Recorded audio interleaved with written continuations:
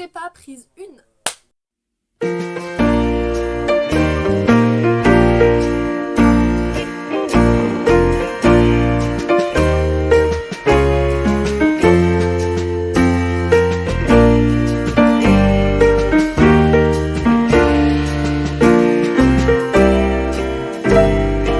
Bonjour, j'espère que vous allez bien. On se retrouve pour la première fois pour certains, pour d'autres vous venez certainement de ma chaîne Bulbookin. C'était une chaîne dédiée aux livres. Ici on va vraiment se concentrer sur mon expérience en prépa et sur ce que je vis en tant qu'étudiante de première année en prépa. Alors oui, je commence ce genre de vidéo en octobre, mais il faut bien un début à tout. Et en plus de ça, j'ai eu 2 mois pour m'adapter et 2 mois pour un petit peu apprivoiser le sujet sur lequel j'allais vous parler. Et aujourd'hui je me suis dit que comme première vidéo, ce qui serait quand même cool, c'est de vous expliquer c'est quoi la prépa, en quoi ça consiste, qu'est-ce qui se passe à l'intérieur. Quand j'ai voulu m'inscrire, en fait, les seules personnes qui m'en ont parlé, c'était des profs de cette prépa ou des profs de mon lycée. Je trouve ça beaucoup mieux que ce soit une personne qui soit à l'intérieur, qui le vit. Je précise que je ne me prétends pas du tout avoir la science infuse, je suis rentrée en prépa il y a 2 mois. Mais avant de m'inscrire, j'aurais aimé des témoignages de personnes qui le vivent pour voir si c'était vivable, si c'était des conditions de travail qui allaient me plaire. Maintenant que j'y suis, je sais que c'est la bonne voie, mais j'aurais aimé que quelqu'un le fasse, donc je me suis dit que j'allais le faire, basiquement. Donc je reprécise que je n'ai pas la science infuse, je fais des erreurs, je suis humaine, donc on reste bienveillant. Et je rappelle également que je parle de la situation de mon établissement, de mon lycée. Donc si toi tu es à Lille et que ça se passe pas comme ça, c'est peut-être parce qu'on n'est pas dans le même lycée, pas dans le même établissement. Donc je tiens à ce que vous soyez bienveillants dans les commentaires et si vous devez me corriger, c'est dans le respect avec un bonjour, s'il vous plaît, merci, au revoir, comme vos parents vous ont éduqué. Fin de la parenthèse. Et puis au-delà de ça, il faut dire qu'en prépa et plus spécialement en prépa littéraire, on utilise un vocabulaire quand même chelou et pas toujours compréhensible pour les gens qui n'y sont pas. Donc je me suis dit que vous faire une vidéo qui vous permettrait d'expliquer les futurs mots que j'allais utiliser ou qui vous permettrait de comprendre des vlogs ou une quelconque organisation scolaire, ça pouvait être une bonne idée de première vidéo. J'espère que vous êtes prêts parce que c'est parti. Avant toute chose, je tiens à préciser que je parle de la prépa littéraire, je m'attarderai pas sur la prépa éco et scientifique, parce que j'en fais pas partie en fait. Basiquement, le premier point abordé, qu'est-ce que la prépa? Prépa, c'est que l'abréviation de CPGE qui signifie classe préparatoire aux grandes écoles, d'où le nom prépa du coup. Et quelles grandes écoles? Alors la base de la prépa, c'est pour rentrer à l'ENS, école normale sup, dans le but de devenir enseignant-chercheur. Je vous ferai peut-être une vidéo sur l'ENS, mais on va pas s'attarder dessus. Si vous avez des questions en commentaire, mettez-les, mais on va pas se mentir que je vais pas vous faire un brief sur l'ENS parce que c'est vraiment beaucoup. Au-delà de ça, l'ENS est juste le concours pour nous permettre d'entrer dans plein d'autres écoles différentes qui prennent comme base la notation de l'ENS. Vous avez par exemple des écoles de commerce, des écoles de management, vous avez des écoles de traduction, vous avez l'école des Chartres, mais il faut suivre des formations à côté, pareil pour l'école du Louvre. Vous avez des écoles de journalisme, bref, vous avez tout un panel d'écoles que vous pouvez intégrer à votre sortie de prépa en passant le concours. Il faut savoir que c'est une formation qui se déroule sur 2 ans, donc dans notre jargon on va dire, les premières années sont les hippocagnes et les deuxièmes années sont des cagnes ou des cagneux. Les profs adorent les appeler les cagneux et nous les hippocagneux. Je vous mettrai les 2 orthographes ici. Mais on peut également redoubler sa deuxième année si on a raté une école et qu'on veut repasser le concours, c'est totalement possible et ça s'appelle QB. Vous pouvez faire de 2 à 3 ans. Chaque année, vous avez une passerelle disponible avec la fac. Vous finissez votre prépa, vous sortez donc de Cagnes, vous avez raté votre concours ou vous n'avez pas voulu intégrer l'ENS ou une autre école, vous voulez juste recouper en fac, vous pouvez sortir avec une L2, équivalent L2 de la prépa. Donc l'année d'après, vous rentrez en L3. Et si vous avez QB, vous rentrez en M1, donc en Master 1, quand vous avez fini votre 3e. Vous obtenez des crédits qui vous permettent de valider votre année universitaire en même. C'est pour ça qu'il y a différentes passerelles qui existent entre les différentes années. Et pareillement, quand vous sortez d'une hippocagne, donc d'une première année, vous pouvez tout à fait rentrer en L2 car vous aurez l'équivalent d'une L1. Maintenant, on va parler de comment y entrer. Alors, personnellement, je sais pas s'il y a d'autres moyens d'entrer, mais moi j'ai tout simplement demandé la prépa sur Parcoursup. Pour rentrer en prépa, il faut avoir un bon dossier. Je vais pas vous le cacher, si vous êtes quelqu'un qui a eu énormément d'heures de colle, conseil de discipline, vous avez peu de chance d'être accepté en prépa. pour la bonne et unique raison qu'ils cherchent des élèves sérieux, travailleurs et motivés.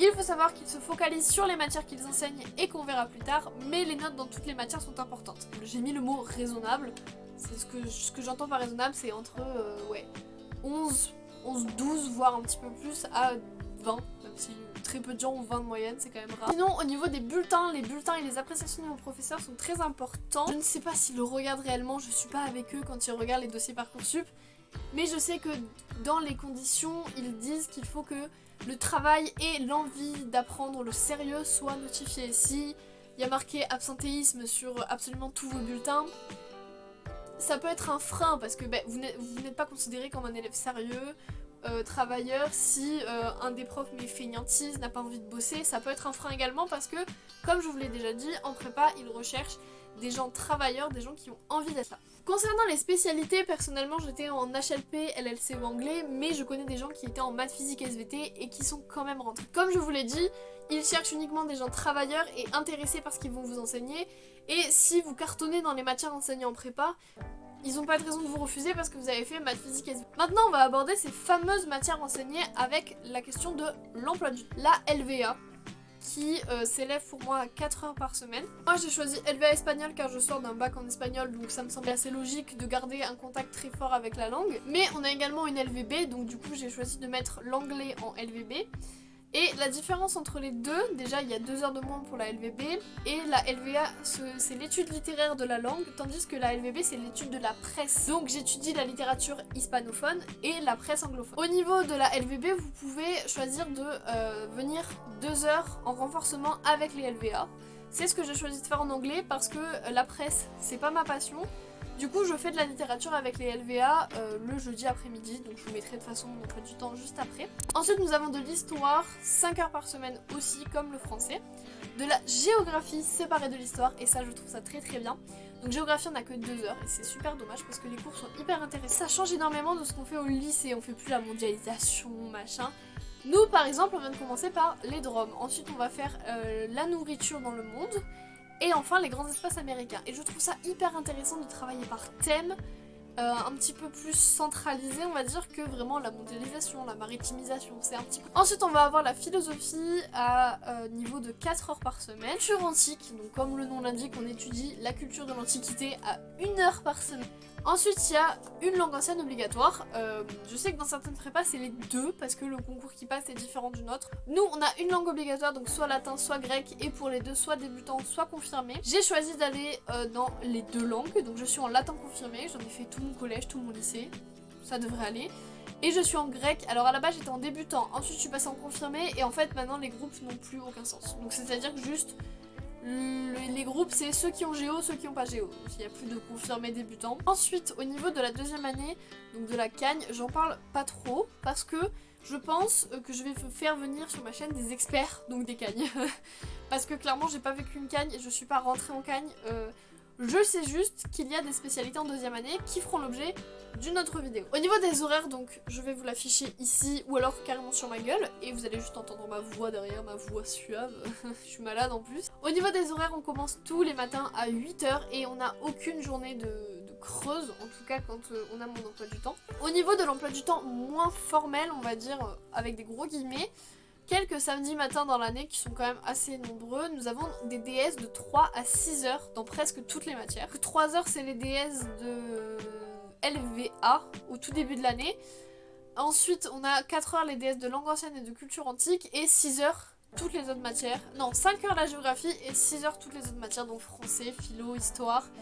Les DS de LVA en fin d'année, enfin bref. Ces DS c'est pas tous les samedis matins, mais c'est assez régulier. Nous avons également des concours blancs. On en a 2 dans l'année en hippo, du moins dans mon établissement. Toujours et encore, je ne ferai que le répéter le temps de cette vidéo. Le premier concours blanc se déroule du 9 au 17 décembre, donc juste avant les vacances vraiment. Et là on a vraiment toutes les matières de l'emploi du temps, toutes les matières citées au-dessus, sauf la LVB. Me demandez pas pourquoi. On a également des oraux qu'on appelle des cols.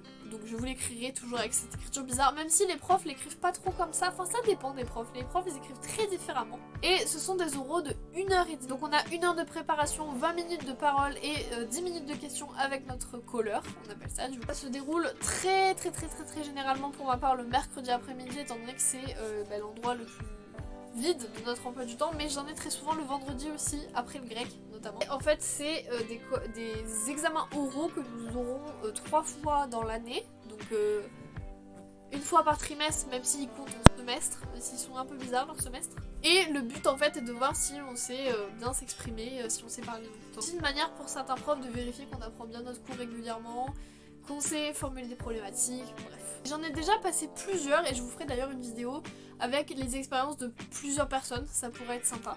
Ça peut être n'importe quand, même s'ils nous ont toujours dit de faire primer les cours sur la colle. Et enfin, dernier point que je trouvais important d'aborder, il s'agit de la charge de travail. Je sais que moi j'ai énormément de livres à lire dans à peu près toutes les matières, que ce soit en histoire, en géographie, en lettres. Il faut pas penser que c'est que en lettres qu'on lit des livres, c'est dans toutes les matières. Et très souvent on a des travaux à faire sur ces livres, donc on peut pas faire genre on les a lus en fait, ça marche pas. Ensuite, l'organisation est quelque chose de très très important parce que les échéances s'enchaînent très vite. Dans une semaine, vous pouvez enchaîner 2 colles, 3 rendus de devoirs, 2 devoirs en plein cours et un DS. Les échéances peuvent s'enchaîner et aller très très très. Donc il faut vraiment anticiper son travail et fonctionner par planning de travail, c'est-à-dire qu'avoir une vue d'ensemble sur le mois peut vous aider à vous en sortir. Encore une fois, je ferai une vidéo sur mon organisation qui marche assez bien pour le moment. J'espère qu'elle va rester aussi efficace qu'elle l'est actuellement parce que vraiment je serais dégoûtée si tout d'un coup elle venait à faillir, on va dire. Il y a aussi un autre point que je voulais aborder, c'est le travail de fichage. Vous avez des cours très denses que dans n'importe quel... Mais le travail de fichage est essentiel. Il y a même des profs qui nous font des contrôles toutes les semaines pour voir si on fiche nos cours à chaque fois. Pour l'avoir vécu, ne laissez pas 3-4 chapitres s'accumuler, c'est la pire chose à faire. Dès que vous avez 20-30 minutes, vous prenez votre cours, vous fichez. C'est le meilleur conseil que je puisse vous donner.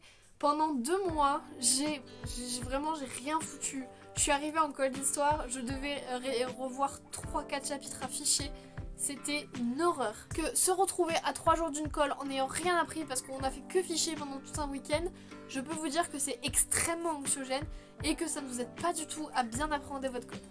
Et au-delà du fichage, relire ses cours, c'est aussi un premier pas vers l'apprentissage. Donc juste à la veille, avant d'aller en cours, relire ses cours, c'est quand même hyper important. Et ça aide énormément dans la mémorisation. Et je terminerai ce dernier point par la notion de la bonne hygiène de vie.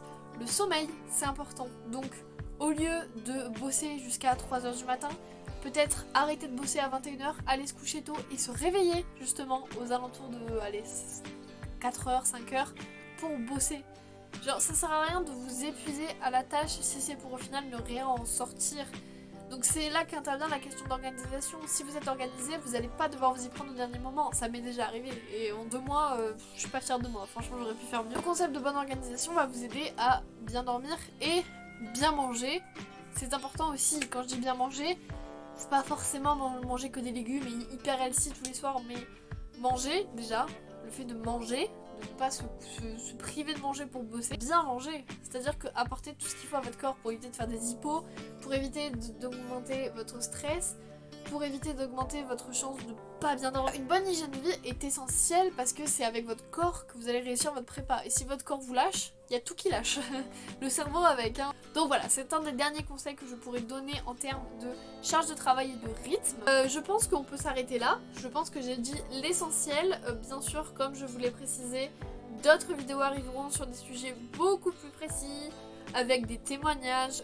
J'essaye vraiment au maximum de pouvoir inclure mes potes à l'intérieur pour faire vraiment du vrai témoignage parce que je n'ai jamais trouvé sur YouTube après plusieurs mois de recherche des témoignages. Peut-être que je les ai ratés, c'est totalement possible, mais j'ai trouvé que des témoignages de j'étais en prépa il y a 5 ans, j'étais en prépa il y a 3 ans, alors que vraiment j'ai envie de faire quelque chose de au jour le jour. Les témoignages qu'on voit les 3 quarts du temps, la personne a pris du recul sur la situation et donc peut-être que quand tu es à l'intérieur tu ne le vis pas du tout comme ça. Donc je me dis que faire témoigner des gens qui sont en train de le vivre n'auront peut-être pas la capacité de recul qu'ont les gens qui l'ont vécu il y a 3 ans et donc pourront vous montrer les émotions au jour le jour, bien sûr ce qui est montrable et ce qui ne l'est pas et ce qu'ils veulent bien montrer bien évidemment. Et je trouve que quand on rentre en prépa, savoir ce qui se passe en fait behind the scene un petit peu, c'est peut-être plus intéressant que de voir quelqu'un qui était en prépa il y a 7-8 ans et qui vous parle d'une époque qui est peut-être passée, parce que peut-être que la prépa a totalement été révolutionnée, on n'en sait rien. Mais si je peux aiguiller des gens qui cherchent à rentrer en prépa, ce serait vraiment formidable pour moi. La vidéo est terminée. N'hésitez pas à me dire si il y a quelque chose qui cloche dans ma vidéo. Ça peut être le cas totalement. Je maîtrise pas incroyablement bien le sujet.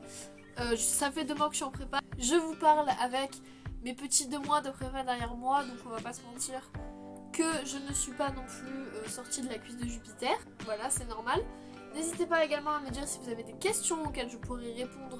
L'espace commentaire est là pour ça. Et sur ce, je vous dis à très bientôt. Passez de bonnes vacances parce que je vous tourne cette vidéo en vacances et qu'elle sera publiée pendant les vacances. Pour ceux qui sont bientôt en vacances, on lâche rien. Ciao!